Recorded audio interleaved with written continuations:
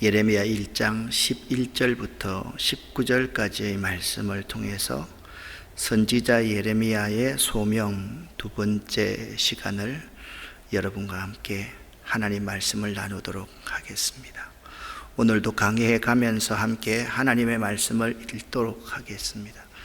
여러분, 수요 예배는요 좀 천천히 이렇게 할 터이니까 여러분들이 기도할 제목, 메모할 제목이 있으면 주보에다가 이렇게 메모했다가 함께 기도할 수 있기를 바랍니다. 예레미야서 1장에는요 예레미야가 하나님 앞에서 선지자로 부름받은 모습이 비교적 자세하게 나타나 있습니다. 하나님은 예레미야를 부르시고 예레미야는 하나님의 부르심에 응답하는 그 내용이 상세하게 나타나 있습니다. 하나님께서는 예레미야에게 딱 한마디를 하십니다. 내가 너와 함께 할 것이니 두려워 말고 전해야 할 말씀을 다 전하여라. 그렇게 말씀합니다. 여러분, 예레미야의 별명이 뭡니까? 눈물의 선지자 아닙니까? 예레미야는요 남한국 유다나라가 멸망하는 광경을 지켜봤던 선지자입니다. 여러분 한번 생각해 보세요. 여러분과 제가 예레미야라고 한다면 나라는 멸망해 가는데 왕과 백성들이 정신을 차리지 않고 있는 거예요. 그러면 여러분 어떻게 하겠어요? 이런 상황이라고 생각하시면 될 거예요. 여기가 이제 천길랑 들어지 절벽입니다. 그런데 내 사랑하는 사람이 그냥 절벽인 줄 모르고 그냥 눈을 감고 계속 이렇게 가는 거예요. 그게 가면 떨어져서 죽는데 말입니다. 이런 상황에서 예레미야가 하나님 말씀을 전했기 때문에 예레미야에게는 정말 눈물이 없을래야 없을 수가 없었습니다. 근데 예레미야가 전했던 메시지는 아주 간단합니다. 하나님 말씀에 지금 현재 우리가 순종하는 것은 바벨론에게 회개하고 바벨론에게 항복하는 겁니다. 도울 힘이 없는 인생과 애굽을 의지해서는 안 됩니다. 그것이 예레미야의 예언의 내용이었습니다. 근데 어디 그 나라에 있는 많은 사람들이 우리나라가 망한다고 예언하는 사람, 우리를 지금 괴롭히고 있는 그 나라에 항복해야 된다고 예언하는 사람의 말을 믿어주겠습니까? 그래서 예레미야는 1장부터 마지막까지 가면 수없이 예레미야가 시위대 뜰에 갇혔을 때에 그런 말들이 많이 나옵니다. 정말 예레미야는요 죽을 뻔한 위기를 엄청나게 많이 넘겼던 사람이었습니다. 이런 예레미야에게 오늘 1절 말씀을 보니까 여호와의 말씀이 예레미야에게 임하였고 4절 말씀에 보니까 여호와의 말씀이 내게 임하니라. 그러니까 선지자, 예언자의 사역은 반드시 여호와의 말씀이 임함으로부터 시작된다. 그 점을 알아야 돼요. 여러분과 제가 예언자가 될 수가 있어요. 목사님 무슨 말입니까? 우리가 예언자가 된다고요? 여호와의 말씀만 여러분에게 임하면 여러분이 예언자라고 살아갈 수가 있습니다. 좀 이따가 그 점은 제가 여러분에게 구체적으로 어떤 자가 예언자인가를 설명을 해드리겠습니다. 예레미야서의 교훈은요 바로 이런 겁니다. 우리가 세계 역사를 통해 살펴보면 하나님의 보냄을 받은 선지자들의 뜻은 곧 하나님의 뜻이었습니다. 그러니까 하나님의 보내심을 입은 선지자의 말은 하나님의 말이었습니다. 오늘날도 있잖아요. 무엇이 옳고 그른지는 신앙인이라고 하면 반드시 이 하나님의 말씀을 통해서 분별해야만 합니다. 그리고 그 뜻에 귀를 기울이고 배우려는 사람이 되어야만 합니다. 오늘날 많은 교회의 교역자들과 교인들이 일이 우선이 되고 하나님 말씀이 뒤로 밀리는 모습들을 참 많이 봅니다. 이건 아주 잘못된 것입니다. 사람들이 자꾸 일 위주로 이렇게 찾아갑니다. 설교를 하시는 분들도 있잖아요. 이 하나님의 말씀을 충실하게 서기하고 그 시대에 하나님께서 그 민족과 오늘날 우리에게 어떤 말씀을 하시는지를 발견해서 함께 나누어야만 되는데, 말씀을 연구하는 시간, 말씀을 보는 시간이 적은 거예요. 그러니까 말씀을 수박 그달기식으로 이렇게 말씀을 전하는 거죠. 그래서 귀에 걸면 귀걸이, 코에 걸면 코걸이식으로 하나님 말씀을 전할 때가 많이 있어요. 어떤 분의 설교를 이렇게 들어보면 결론이 너무 뻔합니다. 처음에 들으면 마지막 결론이 너무나도 뻔합니다. 말씀을 깊이 묵상하지 않고 깊이 연구하지 않는 결과인 거죠. 그냥 쉽게 적용해서 말씀을 나눕니다. 그런데 우리가 무엇이 옳고 그른지를 신앙인이라면 반드시 분별할 수 있어야 돼요. 무엇이 옳은가 무엇이 그른지를 분별하지 못하면 안 돼요. 근데 그 무엇이 옳은가 그른가를 분별하는 것은 하나님 말씀이에요. 그런데 하나님 말씀이라고 할 때 하나님 말씀은 세 가지 의미가 있어요. 첫 번째, 기록된 말씀인 성경이 있어요. 두 번째는 선포되어지는 말씀인 설교가 있어요. 마지막에는 말씀이 육신이 거하여 우리 가운데 거하시는 예수 그리스도, 이 세 가지를 하나님의 말씀이라고 그러는 거죠. 그래서 하나님 말씀에 귀를 기울여야 돼요. 하나님 말씀을 배우도록 노력하고 연구할 수 있도록 노력을 할 수 있어야만 됩니다. 그래서 우리가 이 역사를 잘 보면요, 하나님 말씀의 중요성을 깨닫고 그 하나님의 말씀만을 전가하는 사람을 통해 역사가 움직였음을 알 수가 있습니다. 그러므로 우리들은요, 하나님의 말씀을 배우고 확신하여 하며 이 하나님의 말씀을 붙잡아야만 합니다. 이것이 우리 삶의 전부여야 한다라는 것입니다. 그래서 말씀으로 시작해야 되고요, 말씀에 따라 살아야 되고요, 말씀에 비추어서 나를 되돌아보고 성찰해 볼 수 있어야만 되는 거죠. 다시 한번 말합니다. 말씀으로 시작해야 되고, 말씀을 따라 살아야 되고, 말씀에 비추어서 나 자신을 바라보고 나를 성찰할 수 있어야만 한다. 이것이 그리스도인의 삶이라는 거죠.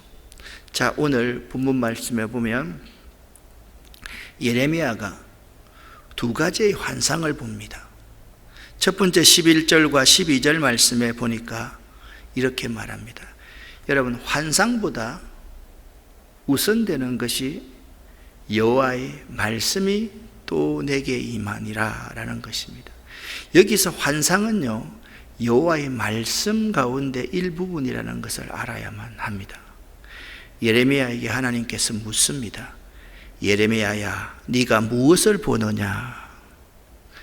예레미야가 대답하기를 내가 살구나무 가지를 보나이다 라고 말합니다.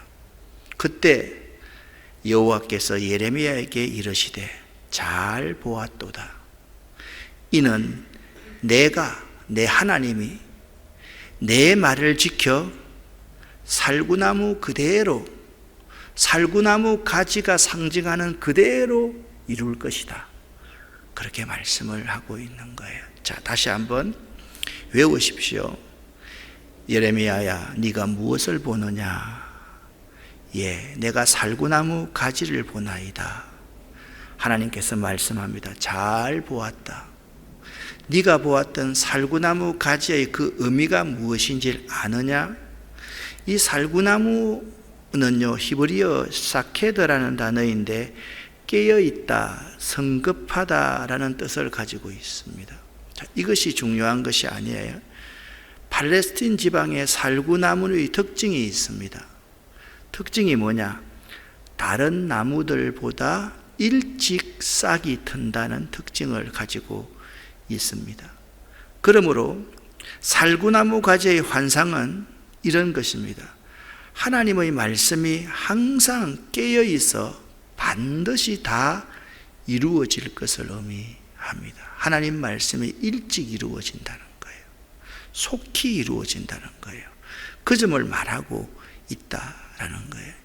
예레미야야, 네가 무엇을 보느냐? 내가 살구나무 가지를 보나이다. 잘 보았다. 이 살구나무 가지가 네 지방에서 일찍 꽃이 피는 것처럼 하나님 말씀이 속히 이루어질 것이다. 이 점을 명심하여라. 그러니까 여러분 보시면 하나님 말씀 안에 지금 뭐가 있어요? 살구나무 가지 환상이 있음을 알 수가 있습니다. 또 하나님께서 예레미야에게 묻습니다. 여호와의 말씀이 다시 내게 임하니라. 네가 무엇을 보느냐 예레미야야. 그때 예레미야가 끓는 가마를 보나이다. 그런데 그 끓는 가마가 윗면이 북에서부터 이렇게 남으로 기울어져 있나이다 라고 말을 하는 거예요. 여호와께서 이르시되 그래, 재앙이 북방에서 일어나 이 땅의 모든 주민들에게 부어지리라 라고 말씀하고 있습니다. 자, 살구나무 가지 환상과 끓는 가마의 환상은요, 똑같은 한 세트다라고 보시면 하나님의 말씀이 속히 이루어지고 훗날 반드시 이루어진다라는 의미인 것입니다. 끓는 가마 환상의 주제는요, 예루살렘과 유다 모든 성읍과 그 땅의 모든 거민에게 있을 재앙이 임할 것이라는 거예요. 그럼 두 가지를 우리가 섞어서 이렇게 보면, 속한 시일 내에 너희가 죄를 지었으므로 하나님께서 허락하시는 재앙이 너희에게 속한 시기에 임할 것이다 라는 의미입니다. 여러분, 살구나무 가지 환상과 이 환상의 주제인 이 끓는 가마 환상은요, 북에서부터 오는 전쟁이며, 이것은 결코 우연한 전쟁이 아니라 유다를 징계하시는 하나님의 채찍이다라는 사실을 하나님이 말씀을 하고 있습니다. 자, 네가 무엇을 보느냐? 첫 번째 뭘 봤습니까? 살구나무 가지 환상을, 살구나무 가지를 보나이다. 네가 무엇을 보느냐? 끓는 가마를 봅니다. 어렵지 않습니다. 잘 보았다. 그러면서 15절과 16절에 이렇게 말씀하고 있습니다. 함께 한번 읽어보겠습니다. 내가 북방 왕국들의 모든 족속들을 부를 것인즉 그들이 와서 예루살렘 성문 어귀에 각기 자리를 정하고 그 사방 모든 성벽과 유다 모든 성읍들을 치리라. 여호와의 말이니라. 무리가 나를 버리고 다른 신들에게 분향하며 자기 손으로 만든 것들에 절하였은즉 내가 나의 심판을 그들에게 선고하여 그들의 모든 죄악을 징계하리라. 아멘. 16절 말씀을 보니까 하나님이 그들을 치시는, 징계를 내리시는 이유가 뭐라고 말씀하고 있습니까? 나를 버리고 우상 숭배하였기 때문에 내가 그들을 심판한다 라고 말씀을 하고 있습니다. 하나님께서 예레미야에게 외친 말씀을요, 한 문장으로 적어보면 이렇습니다. 내가 너희를 치리라. 내가 너희를 징계하리라. 자, 같이 한번 읽어보겠습니다. 내가 너희를 치리라. 내가 너희를 징계하리라. 아멘. 그 이유는 16절에 뭐라고 했습니까? 너희가 나를 버렸다. 두 번째는요, 너희가 우상에게 절을 하였다. 그게 하나님께서 끓는 가마 한 상과 살구나무 가지 한 상을 보여주신 이유이다. 그래서 여러분, 우리가 이 말씀을 보면서 이런 생각을 해야 됩니다. 오늘 우리들에게도, 이 민족에게도, 이 민족의 교회와 우리 그리스도인들에게도 내가 너희를 치리라, 내가 너희를 징계하리라 말씀하십니다. 여러분, 실감이 나십니까? 아이, 설마 그러한 일이 우리에게 일어나려고요? 라고 생각을 합니다. 여러분, 여기 이제 늦게 신앙생활 하신 분들은 이 말이 실감이 안 나겠지만요, 우리가 70년대, 80년대에 있어서 한국교회가 막 불처럼 일어날 때를 여러분 경험하신 분이 많이 있을 거예요. 그때는요, 엑스폴로 와가지고 여의도 광장에 모이면요, 여의도 광장 전부 다가 그리스도인으로 가득 찼습니다. 서울의 운동장이라는 운동장은요, 그리스도인들이 모여가지고 집회하고 그렇게 했습니다. 그런데 우리가 그때 놓쳤던 그러한 부분이 있어요. 그게 뭐냐 하면 이런 거예요. 이런 생각입니다. 여러분들과 여러분의 교회가 잘 되면, 잘 되었을 때, 그때 이웃을 돕고 이 민족을 도울 수가 있습니다. 그래서 개인적인 축복에 대해서 굉장히 많이 강조를 했어요. 이 메시지는요, 굉장한 능력으로 역사했지만 반면에 이 메시지가 주는 위험성이 있어요. 그게 뭐냐면 인간의 죄악을 간과했다는 거예요. 사람은 있잖아요, 5개를 가지면 만족해야 되잖아요. 하나 있다가 5개 가지면 만족해야 되잖아요. 맞죠? 그 5개를 가지면요, 만족하지 않습니다. 또 불평합니다.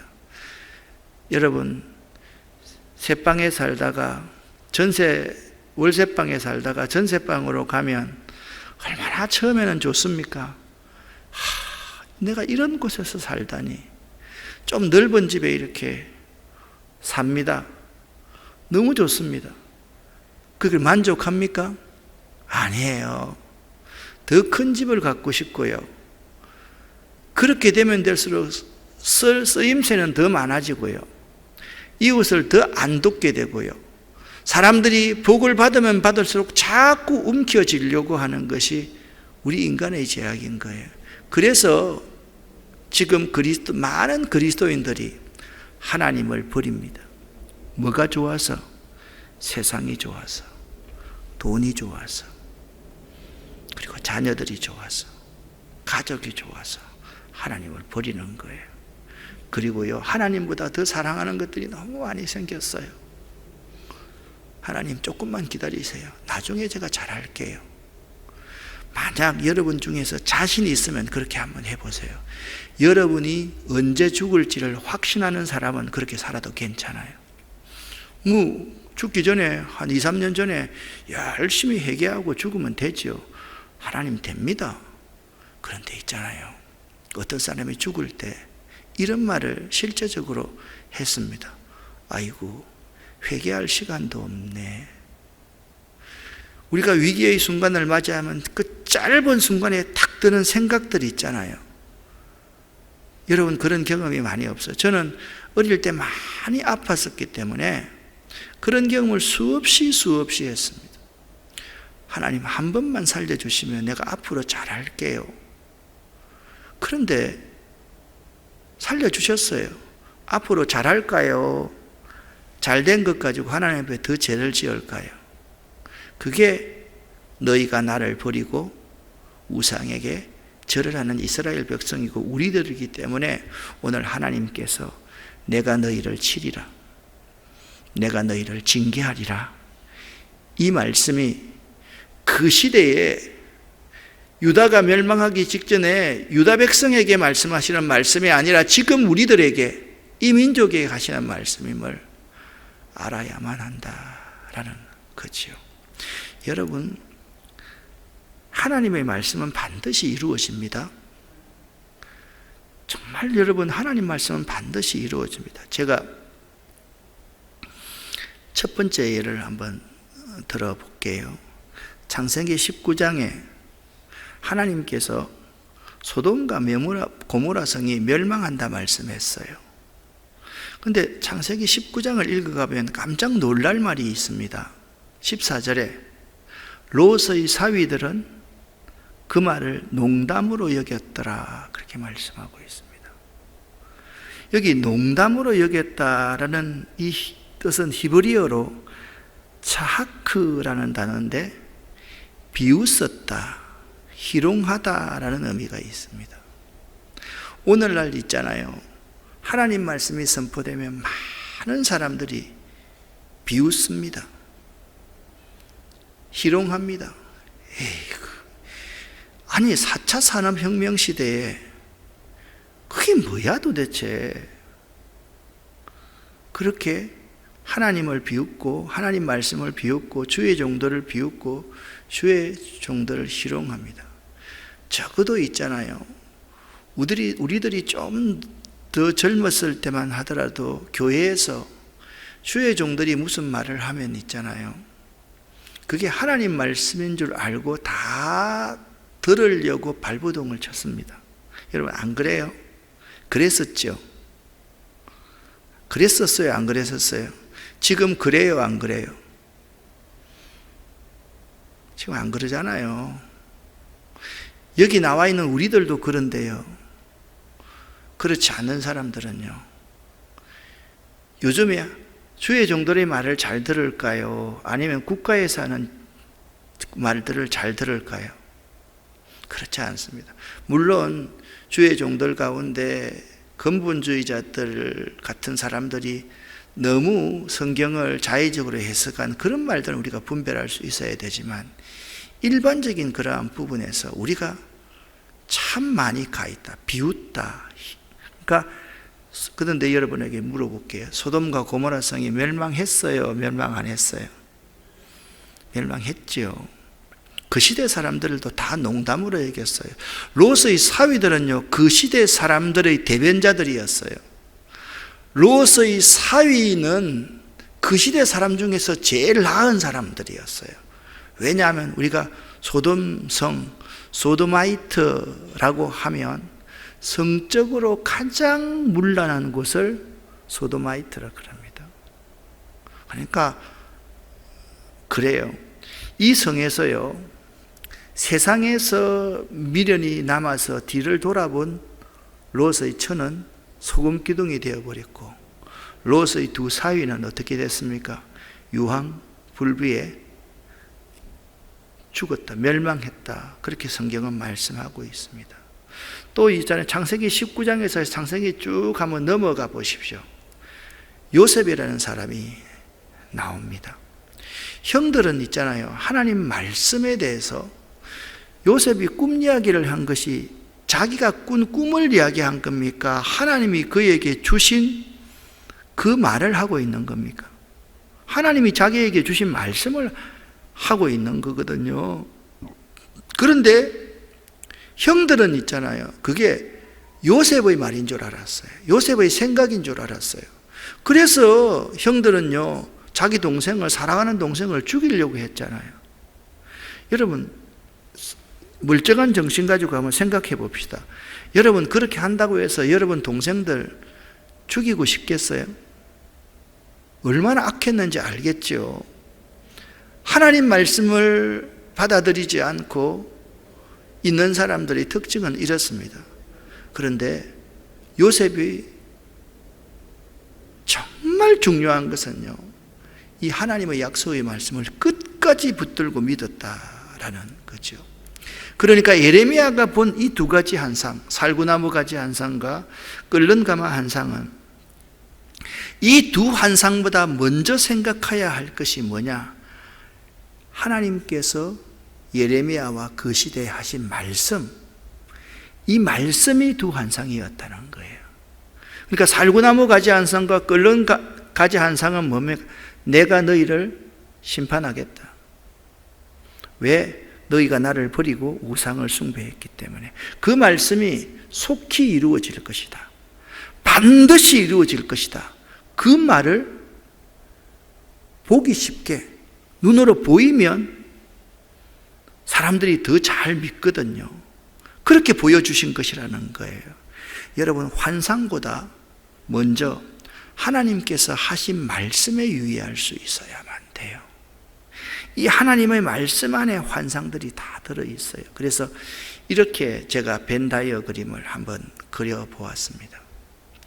바깥에 있는 큰 네모가 하나님의 말씀입니다. 이 하나님의 말씀 안에 환상도 들어있고요. 환상이 오늘로 말하면 어떤 거예요? 꿈, 환상, 살구나무 가지 한 상, 끓는 가마 한 상 같은 게 들어있고요. 요셉이 꾼 꿈 들어있고요. 예언도 들어있는 거예요. 우리가 이 사실을 알아야 돼요.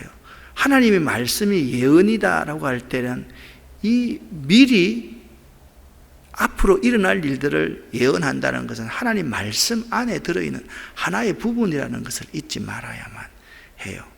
자, 처음으로 다시 넘어갑니다. 하나님께서 예레미야와 여러분과 저에게 묻습니다. 내가 무엇을 보느냐라고 지금 묻고 있습니다. 여러분 눈에는 무엇이 보이십니까? 이 질문은요, 이걸 말해야 됩니다. 하나님 말씀이 속히 반드시 이루어질지 믿습니까? 그 질문을 하고 있다는 거예요. 1장 11절부터 14절까지 말씀을 여러분 한번 보십시오. 예레미야야, 내가 무엇을 보느냐? 대답하되 내가 살구나무 가지를 보나이다. 잘 보았도다. 이는 내가 누굽니까? 하나님이 내 말을 지켜 그대로 이루려 하심을 보여주는 환상이 뭐라고요? 살구나무 가지 한 상이다. 맞아요, 틀려요? 바로 이걸 해석하고 있는 거예요. 또 말합니다. 네가 무엇을 보느냐? 끓는 가마가 보이는데요, 북쪽에서 아래쪽으로 기울어져 있습니다. 여호와께서 예레미야에게 말씀하는 거예요. 곧 재앙이 북방에서 일어나 이 땅의 모든 거민들에게 부어질 것이다 라고 말씀을 하고 있습니다. 이 물음은요, 오늘날 우리에게도 동일합니다. 우리에게 묻습니다. 무엇을 보느냐? 우리의 통찰력은 있잖아요. 하나님의 말씀에 기초해야지 세상 것에 기초한 바라봄은요, 하나님 말씀에 불순종입니다. 자, 여러분, 제가 예를 한번 들어볼게요. 믿지 않는 사람들 가운데서 이런 말 많이 하잖아요. 왜 이리도 교회가 많으냐? 아래집이 다 교회요. 한 집 건너 교회인데 그것도 모자라서 저렇게 또 교회를 짓고 있으니 하고 교회를 비난하는 말들을 많이 들어봤을 거예요. 들어봤죠? 근데 이게 여러분이 정말 처음부터 들었던 생각입니까? 아니면 듣다 보니까 그것이 여러분이 그냥 입에서 그냥 나오는 말입니까? 가만히 한번 생각해 보라는 거예요. 교회를 비난하는 말 여러분도 들어보셨을 겁니다. 근데 자꾸 그걸 듣다 보니까 우리도 하나님 말씀에 비추어서 보는 것이 아니라 그 비난하는 말을 앵무새처럼 하고 있다는 거예요. 그것이 얼마나 잘못된 것인지를 알아야만 해요.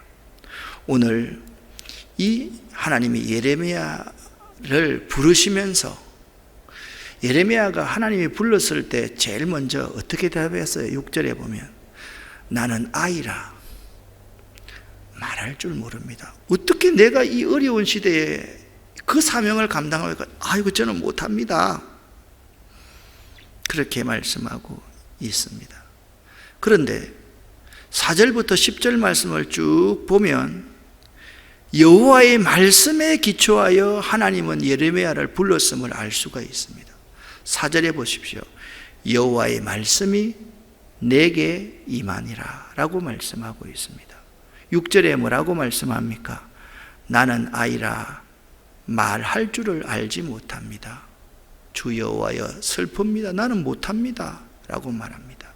7절 말씀을 보니까 이렇게 말합니다. 여호와께서 내게 이르시되 너는 아이라 말하지 말고 내가 너를 누구에게 보내든지 너는 가며 내가 내게 무엇을 명령하든지 너는 말할지니라 라고 말씀하고 있습니다.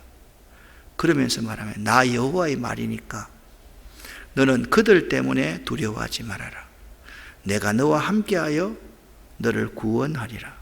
그리고 여호와께서 손을 내밀어 가지고 예레미야의 입에 손을 딱 대시면서 이렇게 말합니다. 보라, 내가 내 말을 네 입에 두었노라 라고 말합니다.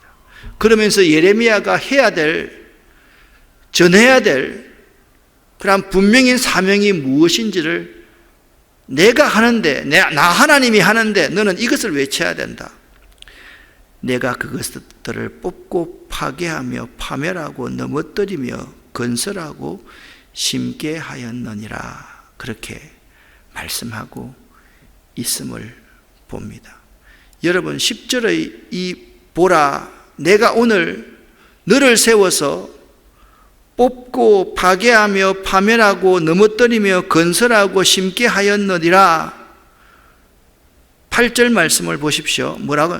나 여호와의 말이니라 하시고 9절에 여호와께서 나에게 말씀하셨습니다.